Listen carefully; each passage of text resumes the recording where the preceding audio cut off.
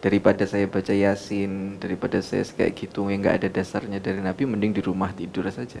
Itu kayak gimana, Beb?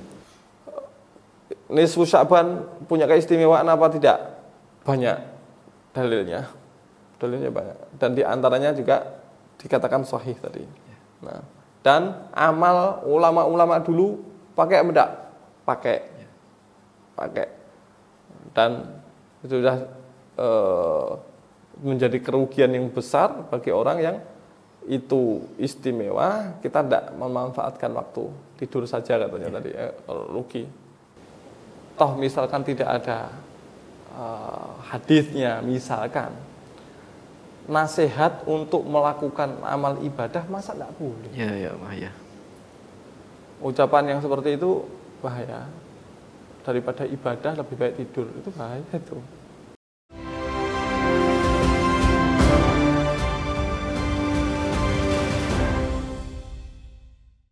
Nah, kalau kita berbicara malam nisfu Sya'ban dan amalan-amalannya, Habib, banyak sekali di masyarakat itu ya mungkin golongan kaum yang tidak setuju dengan amalan-amalan tersebut. Bahkan ada yang mengatakan, daripada saya baca Yasin, daripada saya kayak gitu yang nggak ada dasarnya dari Nabi, mending di rumah tidur saja. Itu kayak gimana, Habib? Ya,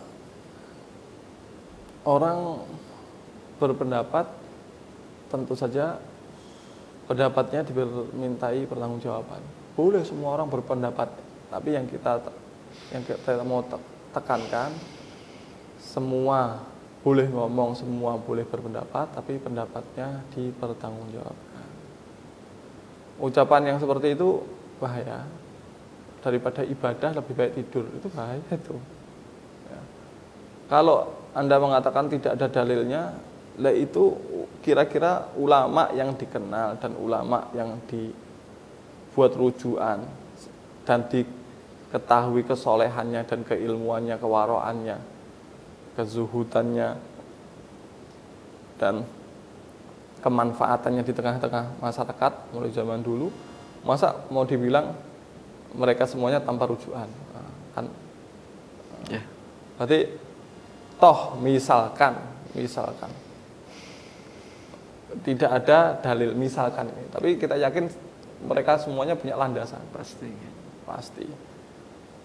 Toh misalkan tidak ada hadisnya, misalkan nasihat untuk melakukan amal ibadah, masa tidak boleh? Ya, bahaya. Ya. Secara umum saja sekarang, kita secara umum saja membaca Yasin. Yasin itu adalah qalbul Quran. Ya. Qalbul Quran, hati Quran, berarti inti Quran. Berarti dibaca pasti banyak faedahnya, manfaatnya. Mengulangi satu ayat itu ada warid dari para sahabat. Satu surat juga ada warid disebutkan. Berarti semua amal ibadah tersebut ada landasannya, perinci-perincinya. Maksudnya secara globalnya itu ada. Ngulangi surat ada dalilnya, kemudian doa berjamaah juga ada dalilnya, terus keistimewaan malam tersebut juga ada dalilnya. Tahu-tahu kenapa salahnya sendiri dikumpulkan? Seharusnya kan kalau hal-hal yang boleh dan baik dikumpulkan, itu jadinya tetap baik. Lah kalau hal-hal yang baik dikumpulkan jadi nggak baik, repot kayak begitu. Kecuali kalau ternyata ada yang menyimpang tidak sesuai, nah, itu berarti baru dikatakan itu salah. Kan begitu. Kalau ini satu-satu baik, tidak ada yang menentang syariat, dikumpulkan, nggak boleh, repot kayak begitu itu. Harusnya makin berlipat kebaikannya. Nah, seharusnya kan begitu, seharusnya begitu. Nah, berarti kita yakini para ulama itu sudah diakui mulai zaman dulu dan punya amalan seperti itu, ya kita jalankan. Nah ini Habib, setiap bulan atau tahun dalam di zaman dahulu itu kan ada satu peristiwa yang menjadikan sebab dia dinamakan dengan itu tersebut. Misal contoh tahun gajah itu kan karena dikasih nama tahun gajah karena ada peristiwa penyerangan Raja Abraha dengan pasukan bergajah. Nah ini di bulan Sya'ban sendiri Habib, mungkin ada peristiwa-peristiwa besar apa Habib yang ada di dalam bulan Sya'ban ini? Ya, berarti salah satu yang menunjukkan keagungan bulan Sya'ban, terjadi kejadian-kejadian besar di bulan tersebut, begitu. Ya. Dan itu bukan kebetulan, tidak ada yang kebetulan di atas dunia ini. Ya. Itu semuanya karena ada hikmah dari Allah. Nah, ini menunjukkan besarnya keistimewaan dari bulan Sya'ban, diantaranya terjadi peristiwa-peristiwa yang besar di bulan tersebut. Di antaranya perubahan arah kiblat. Ya, menurut jumhur ulama itu terjadi di bulan Sya'ban. Oh ya. Dulu Rasulullah itu ketika masih di Mekah, kiblatnya itu di Baitul Maqdis ya. Kiblatnya di Baitul Maqdis, sampai jadi olok-olokan sama mereka. Kamu katanya bawa agama baru, tapi kiblatnya sama aja sama kami. Tiru-tiru kamu sama Yahudi. Orang Yahudi ya. Tapi Rasulullah selalu kalau sholat, berarti ibaratnya gini, sana Baitul Maqdis. Yeah. Ini Rasulullah sholatnya di belakangnya Ka'bah. Oh ya Allah. Berarti sholat ngadep Ka'bah, terus Baitul Maqdis. Selalu di situ. Masalahnya hijrah ke Madinah, arahnya berseberangan, berbalik. Berarti sana Ka'bah, sana Baitul Maqdis. Begitu. Akhirnya Rasulullah SAW dalam ayat Al-Quran kan disebutkan, qad nara taqalluba wajhika fis sama'i falanuwalliyannaka qiblatan tardaha fawalli wajhaka syatrul masjidil haram. Haitsu ma kuntum fawallu wujuhakum syatrah. Begitu dan seterusnya sampai selesai ayatnya. Kami melihat kamu itu selalu bolak-balik melihat ke langit. Kapan turun wahyu? Kapan turun wahyu? Maka kami akan rubah, balikkan kiblat sesuai yang kamu senangi. Kamu senang kiblat Ka'bah, pindah Ka'bah. Gitu. Maka sekarang palingkan wajahmu ke Masjidil Haram. Gitu. Fahaitu kuntum fawallu wujuhakum syatrah, dimanapun kamu berada, maka kiblat kamu arahkan ke sana. Gitu. Akhirnya lah terjadi pemindahan kiblat dari Baitul Maqdis menuju Masjidil Haram, yaitu di Ka'bah tersebut. Bahkan sekarang itu ada Masjid Dzul Qiblatain. Ya, berarti di sana sama di sana. Ketika mendengar kabar tersebut, itu dalam keadaan masih sholat itu. Di tengah sholat ya? Di tengah sholat.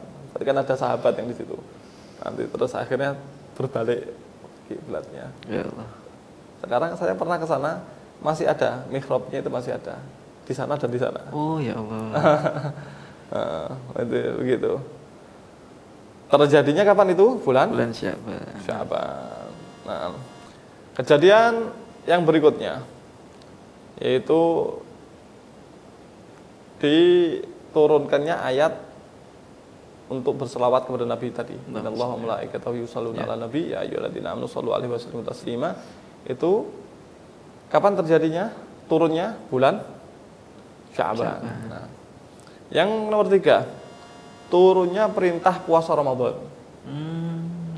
Ini terjadi di tahun kedua Hijriah, bulan Sya'ban. Nah, yang ketiga terjadi di bulan Sya'ban ini nisfu Sya'ban, kejadian nisfu Sya'ban, bulan pengampunan. Dalam riwayat Ibn Hibban, Tabrani dan Baihaqi sebutkan di situ yattali'ullah ila khalqihi fi lailatin nisfi min Sya'ban fayaghfiru li jamil khalqihi illa li musyrik aw musyahin.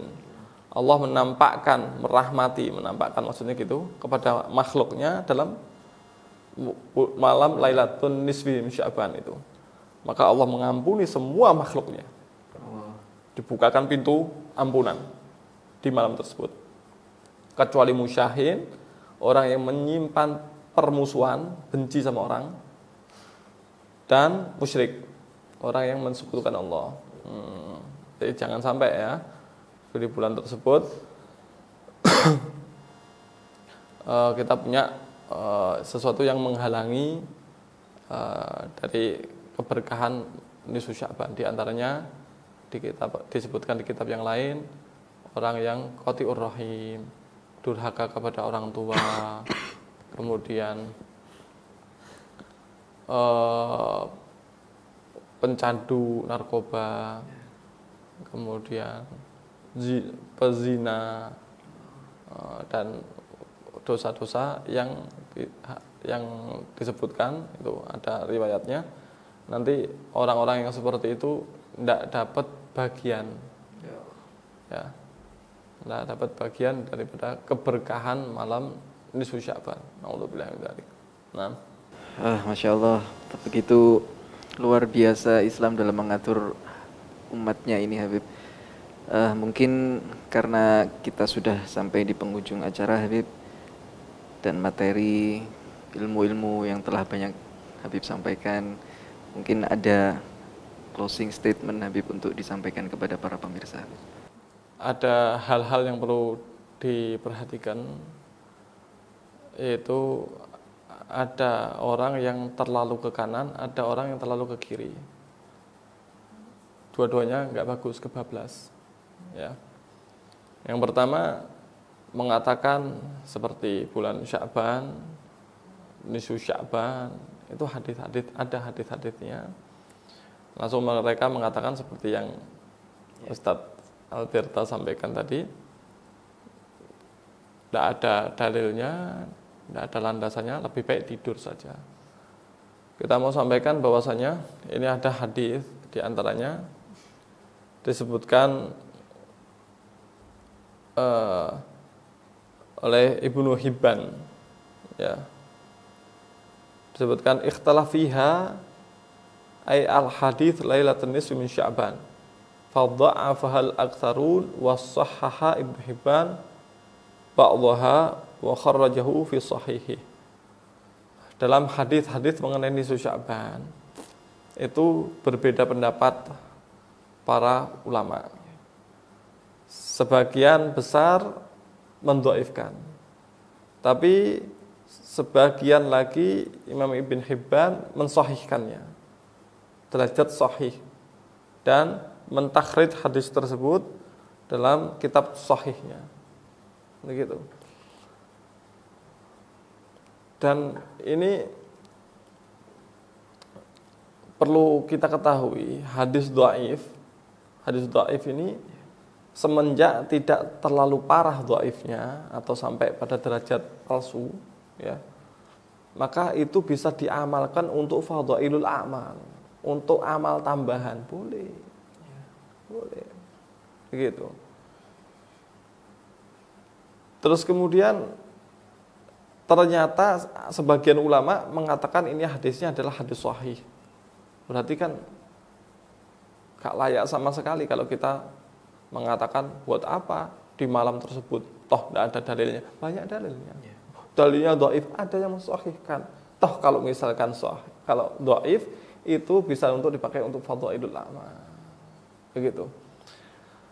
Kemudian disebutkan gini, di dalam kitab Mawahibul Laduniyah Qastalani, punyanya Imam Qastalani, mengatakan annat tabi'in min ahli Syam ka Khalid bin Ma'dan wa Makhul rahimahumullah ta'ala kanu yajtahiduna lailatan nisfi min Sya'ban fil ibadah wa anhum akhadun nas ta'dhimaha.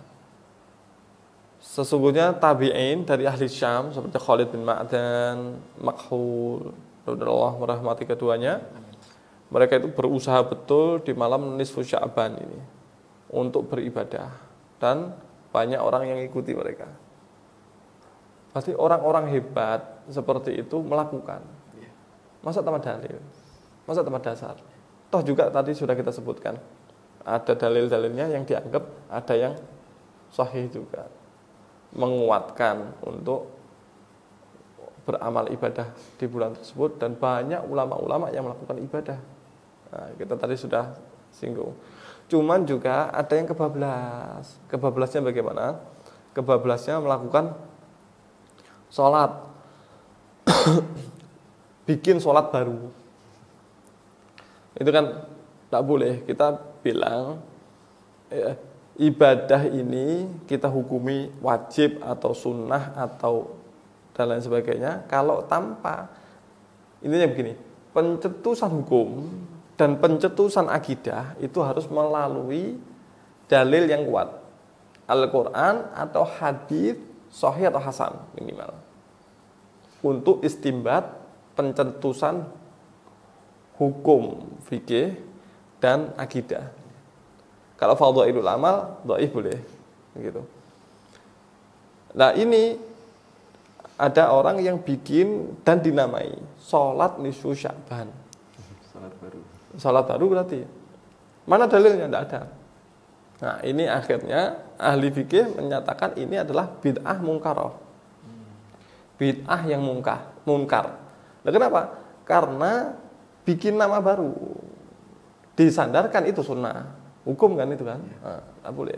Tapi kalau Anda mau sholat sunnah mutlak, kemudian dengan baca surat ini dan itu, boleh apa tidak? Boleh.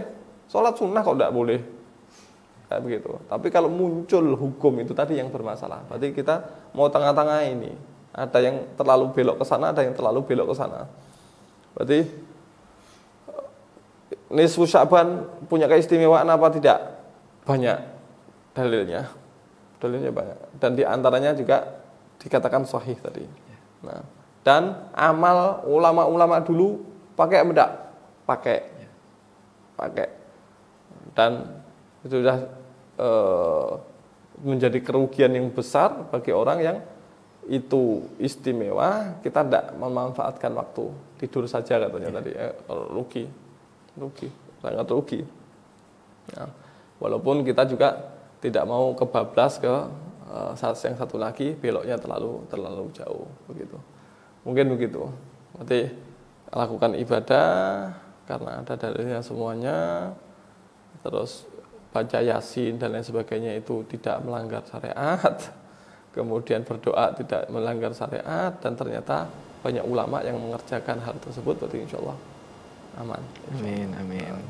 Alhamdulillahirabbil alamin. Habib, begitu banyak ilmu yang kita dapatkan sebagai bekal kita karena malam nisfu Sya'ban insyaallah sebentar lagi. Insyaallah. Kita sudah siapkan insyaallah, semoga bisa menjalani dengan baik. Amin. Para pemirsa Rauha TV dan Madu TV dimanapun Anda berada, sampailah kita pada akhir acara. Saya Al-Fakir mewakili kru yang bertugas mengucapkan terima kasih yang sebesar-besarnya kepada guru kita bersama Al-Habib Husain bin Mustafa Ba'bud, kepada Pondok Pesantren Raudhatul Hasanain, Rabithah Alawiyah Mataraman, Madu TV, para alumni santri Pondok Pesantren Raudhatul Hasanain, juga para pemirsa Rauha TV dan Madu TV. Semoga apa yang telah kita jalani, kita lewati pada pertemuan kita kali ini benar-benar membawa kita menjadi orang yang mengerti, orang yang memiliki ilmu, karena semua amal ibadah tanpa disertai ilmu maka pastinya akan tertolak. Al-Fakir juga mengucapkan mohon maaf yang sebesar-besarnya apabila ada salah kata, salah sikap saya. Kami ucapkan mohon maaf yang sebesar-besarnya. InsyaAllah kita akan bertemu lagi di pertemuan-pertemuan yang akan datang dengan tema-tema yang InsyaAllah sangat menarik dan sangat pantas untuk kita ikuti. Billahi taufiq wal hidayah, ihdinas siratal mustaqim. Assalamualaikum warahmatullahi wabarakatuh. Waalaikumsalam warahmatullahi wabarakatuh.